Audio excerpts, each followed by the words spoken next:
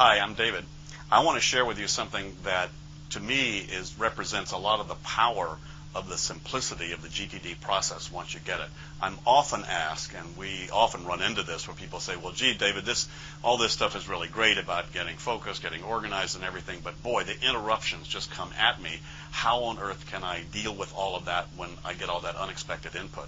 And I want to show you just as best I can here to try to demonstrate how powerful this simple little three-sided thing called an in-basket can be just for managing that kind of thing.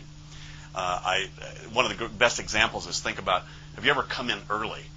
You know, if you think about the times you've come in early, you sort of got on your game, you're in control, you're in the driver's seat, and you're working on something, right? You ever been there? So I'm here early and I'm working, and then the phone rings, some different time zone or whatever.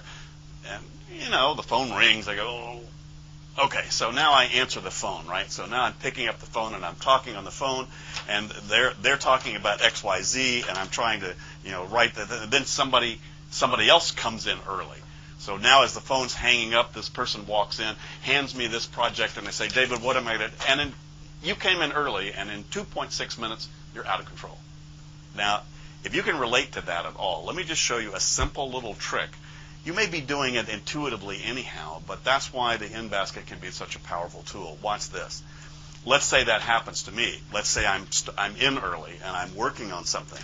So now I'm working on whatever I'm working on. The phone rings. If I decide to pick up that phone, I will turn over, I will pick up the phone, and then I take what I was working on, drop it back into the in-basket.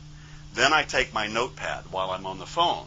Now I'm taking notes based upon this new input that's happening to me.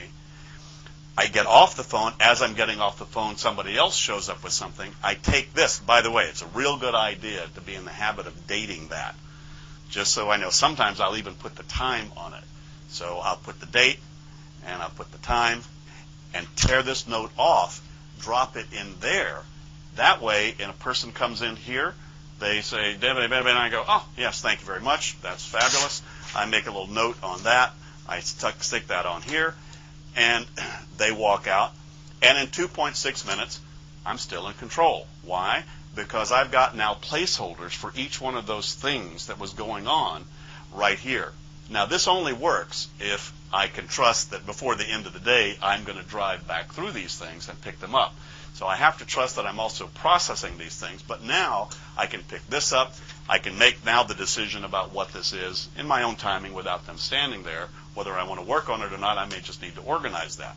But I also have the note from the phone call to remind me here. I also have the work in progress that I was working on that I threw back in there because it was in progress and I still probably needed to figure out what the next step is. So if you get the idea, this little three-sided thing really is a very powerful tool. But again, this will only work if some part of me knows it's going to look like that sooner than later. Maybe not every day, but at least if I know I'm going to get that empty within 24 to 48 hours, then there's a part of me that can trust just throwing things in there is a sufficient trigger. Then I can go do whatever I do, but I need a corral, not all over this desk in one place, to be able to toss the stuff back in there. Again, with the discrete use of the in-basket, very powerful tool to be able to allow you, even very sophisticated environments, as the stuff is coming at you that way, to be able to keep placeholders in place. Hope that's helpful.